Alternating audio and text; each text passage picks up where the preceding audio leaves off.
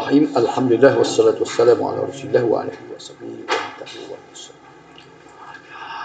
Halaman 20. Berdasarkan hadis-hadis tersebut menunjukkan bahawa Rasulullah sallallahu alaihi wasallam memerintahkan kepada seseorang laki-laki yang akan meminang untuk dapat melihat perempuan yang akan dipinang. Kita masih dalam khitbah dipanggil dah. Peminangan dipanggil khitbah. Jadi Rasulullah dia kata kalau nak kahwin kena pergi tengok. Syarat pergi tengok. 23 lah. Ni. Sini baca dah ni. Baca dah ni. Dok tengok di video tu. Pembatalan betul ni masa dah. Ada lagi dah.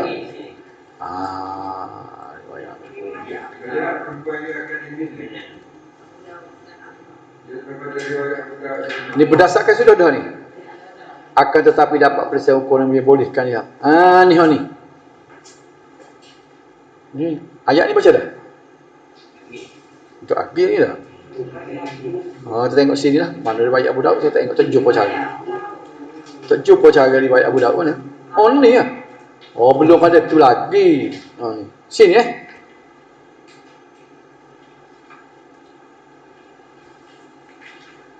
Hal ini sesuai dengan hadis Nabi ni. Ni. Ayat ni. Ada ni. Iza kataba ahadukum.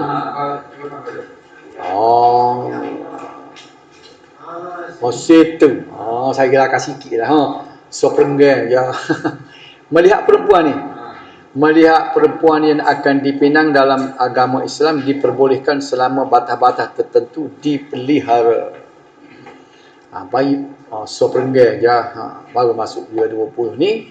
Berdasarkan hadis-hadis tersebut menunjukkan bahawa Rasulullah memerintah kepada seorang laki-laki yang akan meminang untuk dapat melihat perempuan yang akan dipinang.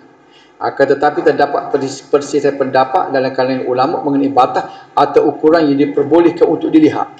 Ini setakat mana kita boleh lihat? Hal ini disebabkan kerana dalam persoalan ini terdapat suruhan untuk melihat wanita secara mutlak, namun terdapat pula larangan secara mutlak dan ada pula suruhan yang terbatas, yakni pada muka dan tapak tangan berdasarkan Al-Quran surah An-Nur. Hadis tadi suruh tengok. Mari ayat Quran pula ada batasan dia. Jadi ulama pun bincang setakat mana boleh lihat untuk peminangan. Jadi surah An-Nur ni bunyi lagu ni. Kullil mu'minina yaghuddu min absarihim wa yahfazu furujahum. Dzalika azka lahum innallaha khabirum bima yasnaun. Wa kullil mu'minat yaghuddna min absarihin wa yahfazna furujahun wa la yubdina zinatahunna illa ma zahara minha.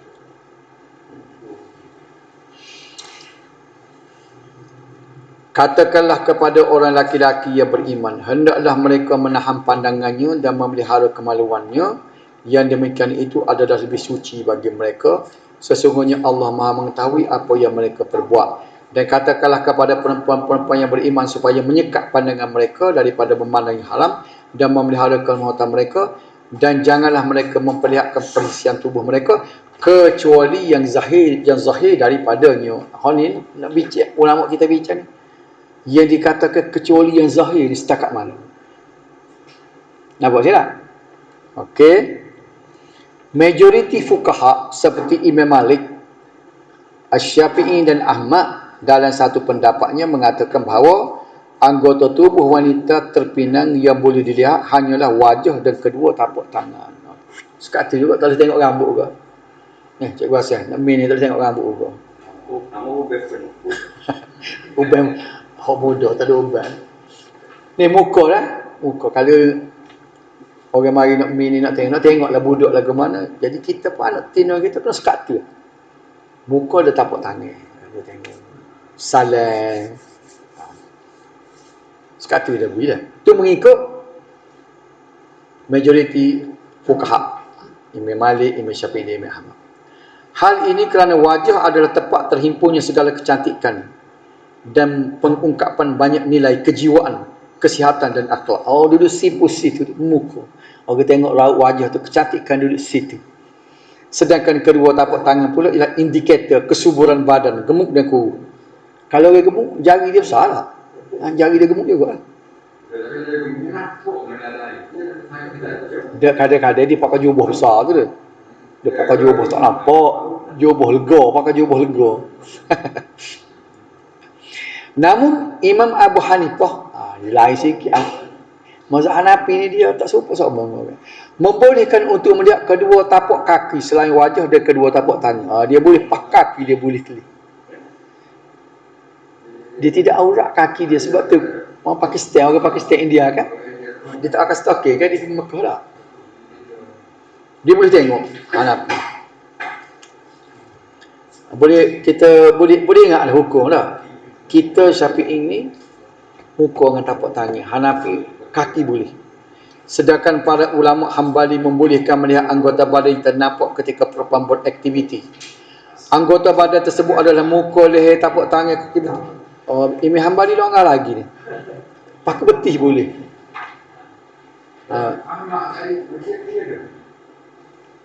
Para ulama Hambaliyah. Bukan dia sendiri. Habis cerita tu. Sekarang nak kecek putus tunai pula. Nak tahu hukum putus tunai ni. Pembatalan pertunangan. Khitbah hanyalah langkah pertama menuju perkahwinan. Membatalkan khitbah atau pinangan tidak menimbulkan pengaruh apapun selagi belum terjadi akad nikah. Perjanjian je. Pertunangan itu hanya perjanjian.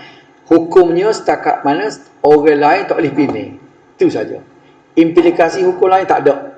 Aurat tak ada. Harta apa tak ada. Cerita pencarian apa tak ada berlaku lagi. Bila akad nikah baru berjalan hukum lain. Kalau kita tanya peminangan, apa hukum syarak yang berlaku? Hanya satu saja. Haram ke atas orang lain meminang. Itu saja. Okay. Hal ini adalah kerana pinangan belum menimbulkan akibat hukum. Dan para pihak bebas memutuskan hubungan peminangan. Boleh nak putus. Namun kebebasan memutuskan hubungan peminangan hendaklah dilakukan dengan tata cara yang baik. Mana boleh nak putus tunai tapi kena cara yang baik. Sesuai dengan tuntutan agama dan kebiasaan setempat sehingga tetap terbina kerukunan dan saling menghargai. Janganlah putus tunai itu sampai berbalah keluarga. Terkadang dalam hubungan peminangan disertai dengan pemberian hadiah-hadiah sebagai lambang akan berlanjutnya hubungan antara kedua calon suami isteri sampai ke pelamin. Orang kita lah, orang Melayu pun ada dah. Masa mini bagi cicing, bagi baju, bagi kasut lah. Ada. Orang ni ke benda lain daripada cicing. Budaya-budaya kita dah. Jadi dia disebut sini biasanya bagi hadiah. Akan tetapi terkadang di tengah perjalanan kira molek, beri hadiah molek-molek dah. Kerana sesuatu hal peminangan tersebut dibatalkan. Dia sayang dua tu duduk kecek gambar tak boleh. Tak boleh masuk daun dua tu. Tak boleh teruskan perkahwinan. Nanti kita tengok siapa nak batal itu. Tak ada kena lapah apa. Royak betul lah. Muka tak ada implikasi hukum. Jadi maknanya Islam kita bagi peluang tau. Bukan kata bila tak boleh dah tu ni. Kok mana tak boleh dah tu ni. Kalau ada sebab yang munasabah boleh direraikan. Betul ni.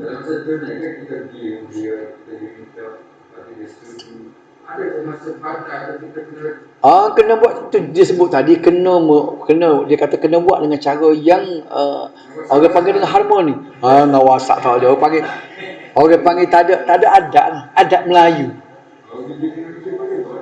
Dia kita minta lagi dengan molek dah. Bila nak putus dengan molek. Tu kita kira uruf.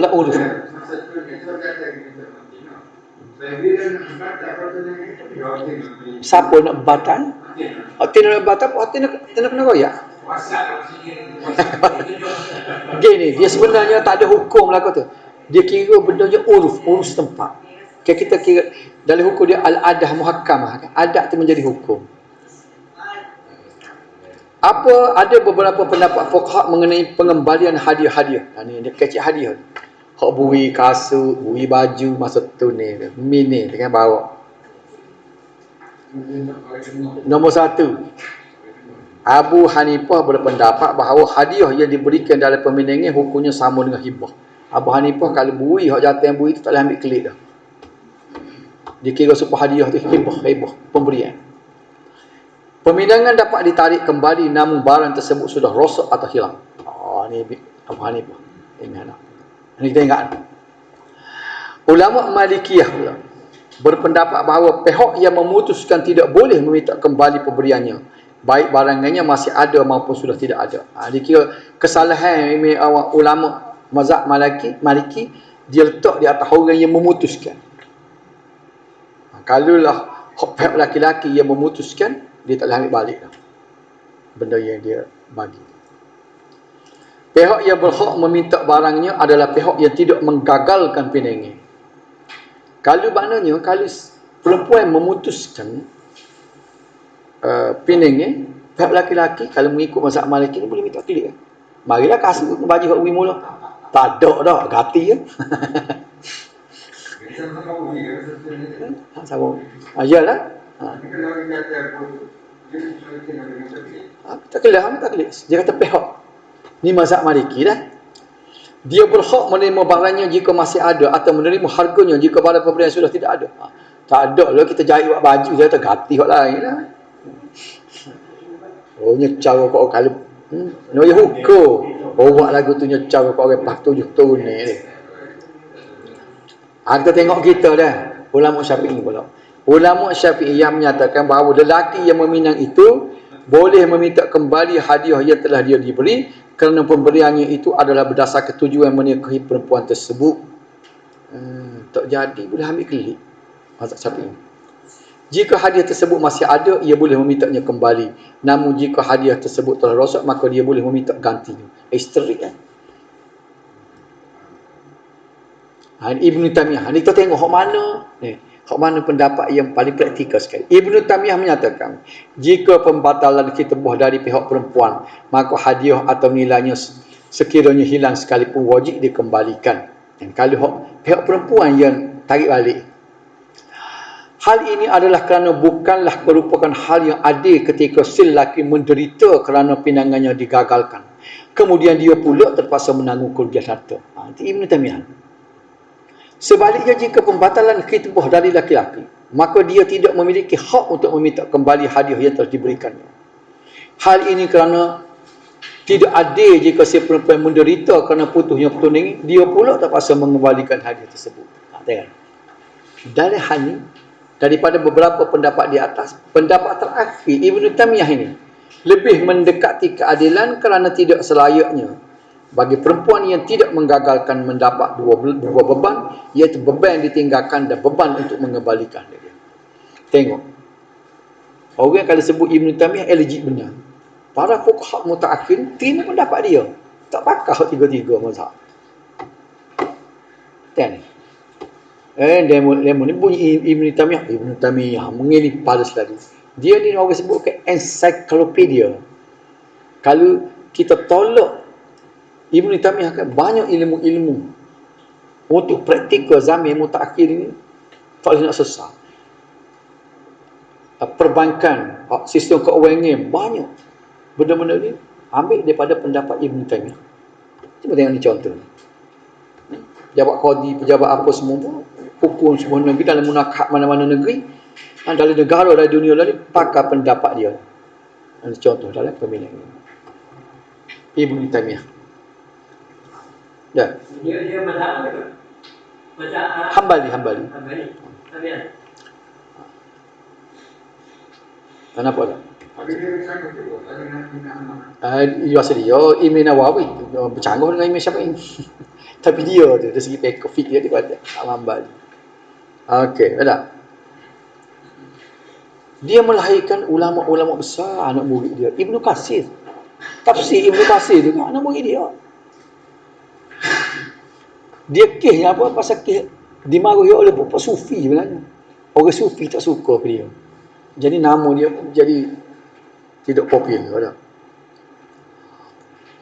Begitu juga tidak selayaknya pula bagi lelaki yang dibatalkan pertunangan mendapat dua kerugian, iaitu ditinggalkan oleh perempuan yang diingini dan kerugian harta.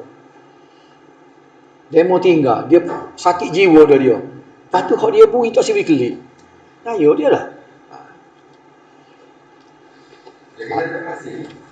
Bila dia dapat dia kesalahan, dia begini, dia dapat tunanya, itu laki-laki dia. Sebagai dia kan sudah datang nanti tadi. Dia buat resiko. Ha tu kena tengok dekat dalam Melayu. Jadi, boleh. Dia bincang ni hak laki-laki saja bui. Mungkin di sana dia, cuma laki. Laki-laki lebih bangga juga. Tapi kita nak faham pada dia ni, barang tu kena bui kelik masing-masing. Hak laki-laki bui kelik, perempuan bui kelik.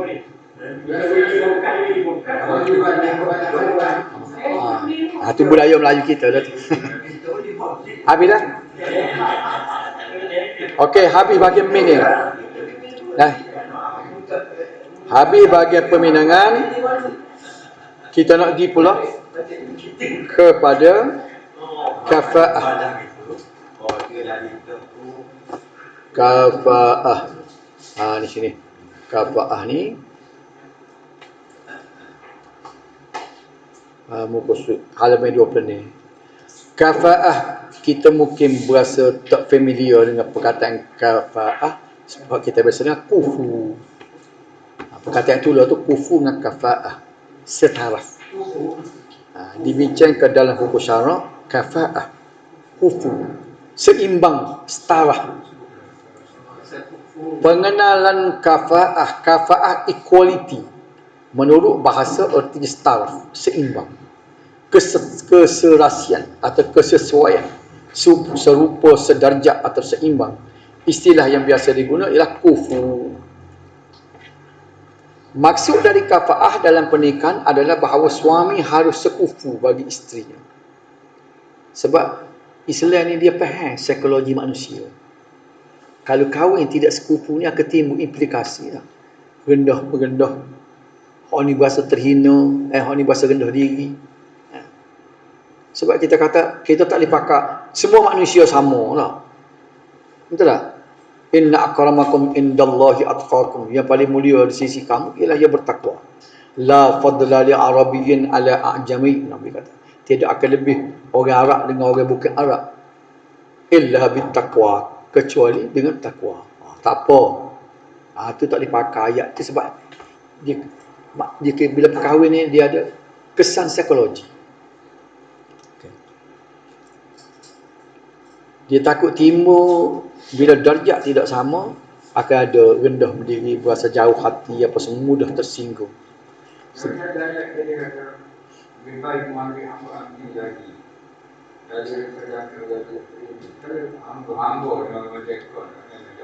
Kalau tu dia kecek dari segi rayah dah tu, maknanya walaupun tidak sekufu dia sebut itu. Lebih baik nikah dengan orang tidak sekufu daripada nikah dengan orang bukan Islam. Dia nak hak tu jangan kali boleh. Hak ni pun tak sih juga. Tak? Supaya orang kata dah daripada tak ada gapo satu. Makan nasi dengan garam pun boleh. Tapi tak sih makan dengan garam. Nak banyak kali pada tak ada rasa. Jadi supaya juga wala abdun mu'minatun tak. Khairun min ghairin musyrakatin walau a'jabatkum tu kan, daripada orang musyrik. Ayat itu. Jadi kita nak faham ni mana kufu ni dipandang berat oleh Islam. Dia letak satu benda perkara yang penting.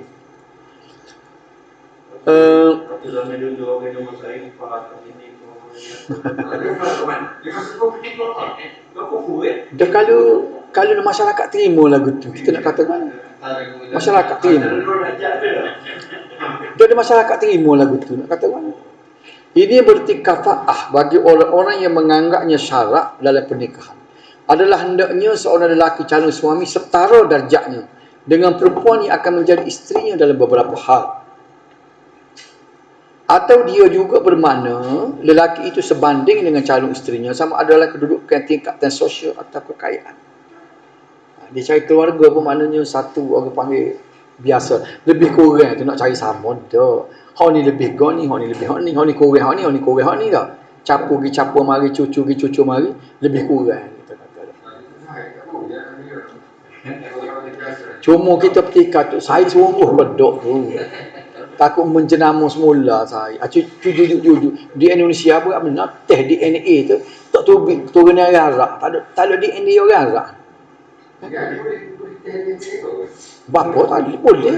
Acu tak teh apa untuk saya. Takut tak tebi Arab. Dia ni jumpa lah. Jumpa DNA Arab. Koyak tu saya dah. Kafaah dalam perkahwinan merupakan faktor yang dapat mendorong terciptanya kebahagiaan suami isteri. Dia nak cari bahagia. Betul juga kalau apa ni raja-raja kerabat raja dia cari kerabat dah. Ini jaga nikah dengan orang luar. Dan lebih menjamin keselamatan perempuan dari kegagalan atau kegoncangan rumah tangga. Itulah mana Islam ni bukan nak mengkastakan orang tapi dia bimbang ni. Dia takut keruntah rumah tangga. Semakin sama kedudukan lelaki dengan kedudukan perempuan, maka keberhasilan kehidupan suami isteri semakin terjamin dan semakin terpelihara dari kegagalan. Dasar hukum kafaah. Hadis yang dijadikan sandaran adalah kafaah dalam Islam ialah ni hadis Bukhari. Tunkahul mar'atu li arba'in, hadis ulalah, lima riha wali hasabiha wali jamaliha wali diniha fasfat bidzatid din taribat yadak. Dia ambil hadis ni nak jadikan dasar. Perempuan itu dinikahi kerana 4 hal, kerana hartanya, keturunannya, kecantikannya dan agamanya, maka pilihlah perempuan yang ada agama, nescaya kamu akan beruntung. Ini ukuran kafaah. Para ulama menetapkan kriteria-kriteria untuk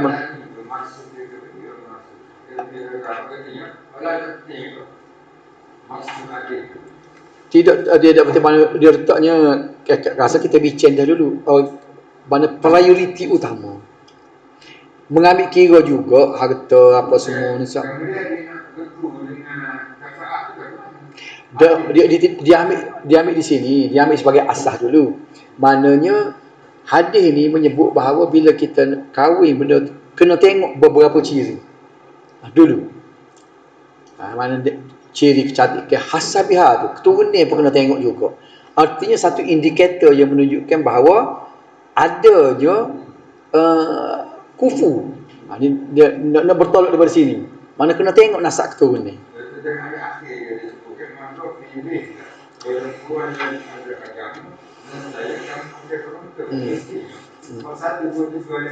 Tidak penting, maknanya dia kata benda ni prioriti. Misalnya dia kata kalaulah kurang sikit dari segi harta, kurang dari segi kecantikan, tapi kerana agama ni maka kita ambil dia sebagai prioriti. Kalau boleh pak-pak tu. Oh, kau comel. Papa ni. Boleh tak pilih. Kena ambil agama. Dek. Gapo dia pak kalau boleh semua tu. Dia ada betul ni. Dia comel. Betul lah. Masalah tak ada kita.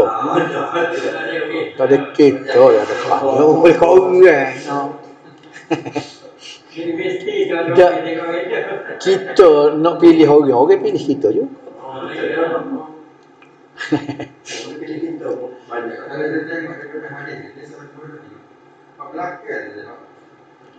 Betul lah, prioriti. Bukan betul. Bukan menolak hak 3 lagi tu, tapi prioriti. Kalau dia kata hak tu pakai tak sebut dah hak lain. Kalau nak kahwin, cari hak ada agama. Tapi dia sebut juga benda lain. Para ulama menetapkan kriteria untuk menetapkan kufu tidaknya seseorang. Dalam menetap kriteria ini para ulama berbeza pendapat. Menurut mazhab Maliki, sifat kafaah ada 2 saja, iaitu agama dan keadaan pasangan. Mazhab Maliki dia kata 2 ni. Tu dia kira umum dah tu.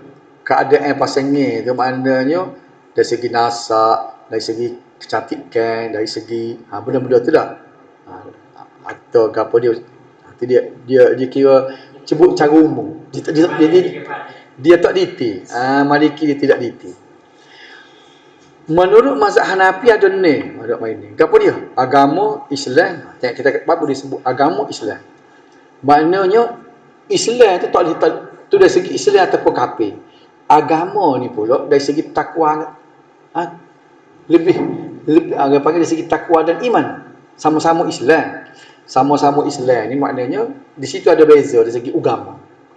Islam ni pula syarat kena Islam. Makna tak boleh. Lain pada Islam kira tidak kufur. Lepas tu kemerdekaan makna tidak boleh hamba. Nasab. Nasab tu biar orang panggil lebih kurang antara pasangan itu harta dan profession. Ni duduk situ bagi mazhab Hanafi.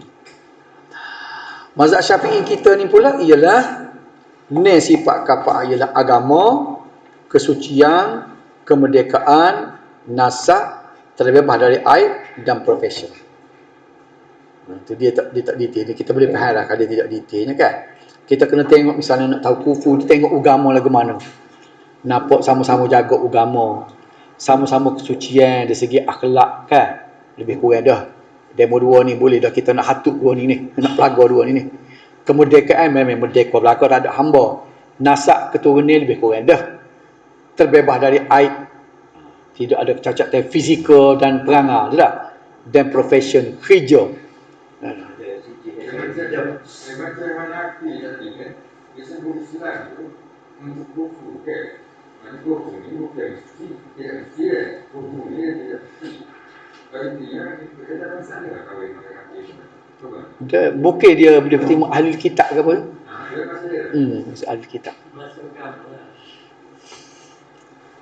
Sedangkan menurut mazhab Hambali, sifat kafah ada 5. Agama, kemerdekaan, nasab, harta dan profesion. Lebih kurang ada. Cuma dia tak ada sesuai.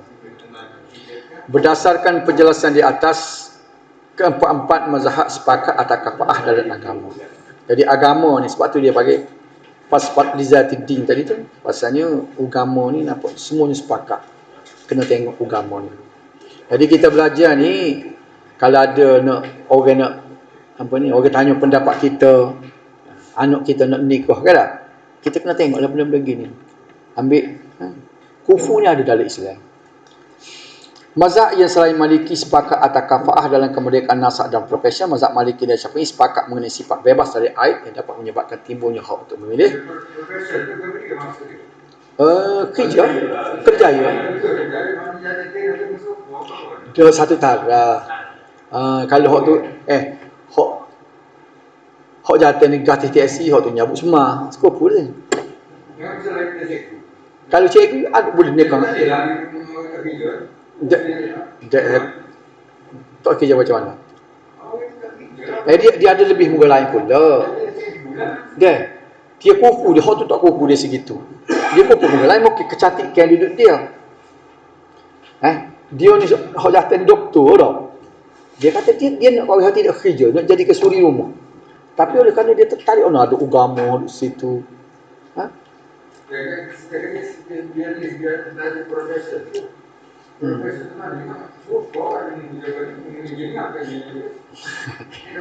Dah lebih kurang begitulah maknanya. Dia gini, kalau dia tidak sekufu dari segi semua benda kan, kufu dia tempat lain. Tidak boleh 7/7 kan. Ni per 7, 5/7. Kita ambil situ lah. Sebabnya orang tin hok tak ada kerja kak. Tak boleh menikah lah. Walau dia orang comel tak. Anak tu guru Quran pula. Duduk pula jaga molek. Budi bahasa molek ngaji tapi dia tak kerja. Tak. Tiba-tiba mari engineer. Orang kaya tu nak ke dia. Tak boleh tak kuku pasal tidak sama-sama engineer. Tapi dia kuku, dia boleh kuku lain lah kuku muka lain.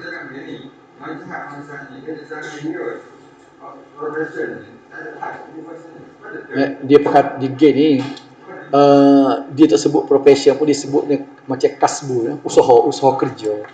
Cuma dia guna bahasa baru, dia letak guna istilah profession. Usaha mendapatkan kewenangan, penglibatan dalam usaha mendapatkan rezeki.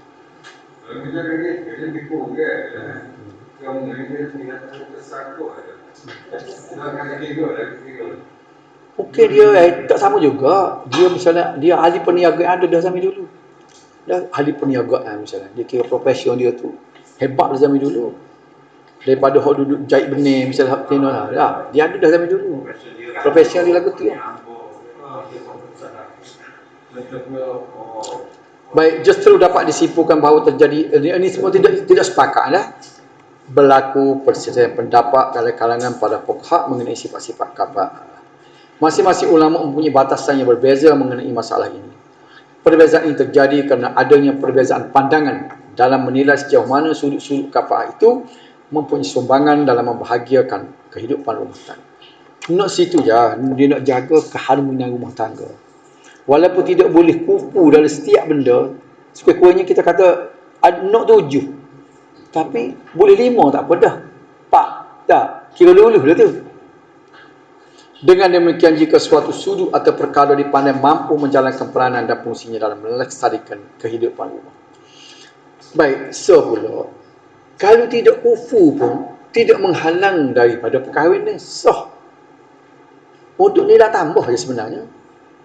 Ni kau tak kufu, apa masalah? Cumanya Islam jaga tu untuk masa depan. Takut terjadi apa-apa. Kalau dia boleh bawa diri dia dengan tidak kufu, ke Belanda kan, Dr. Tino ni kau driver di USM. Macam tanya. Dia boleh bahagia. Tidak kufu. Bukan kufu tu bukan menjadi syarat lah. Cuma ni bagian nak menjaga kebahagiaan rumah tangga supaya berterusan. Saya rasa tidak seorang yang doktor di USM nak jaga mudah. Ni kau ngedai Pak Ambil lah. Ni kau Pak Profesor jadi bini Pak Profesor dengan pekerja makmal. oh. Tak kufu tu je dah tak. Tapi bukan syarat lah kufu tu. Pak isteri Profesor jadi bini dia. Oh, bisa. Tahu bukan?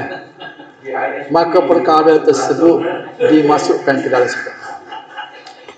Sifat-sifat kafa'ah dari segi kriteria dapat diuraikan sebagai berikut. Ini kita perhati dasar lagi lah. Sudut agama dan ketakwaan. Agama atau ketakwaan yang dimaksudkan di sini adalah kebenaran dan kelulusan terhadap hukum-hukum agama, istiqamah dan mengamalkan apa yang diwajibkan agama. Bukannya alim sini, bukannya ilmu banyak, tapi dari segi pematuhan hukum.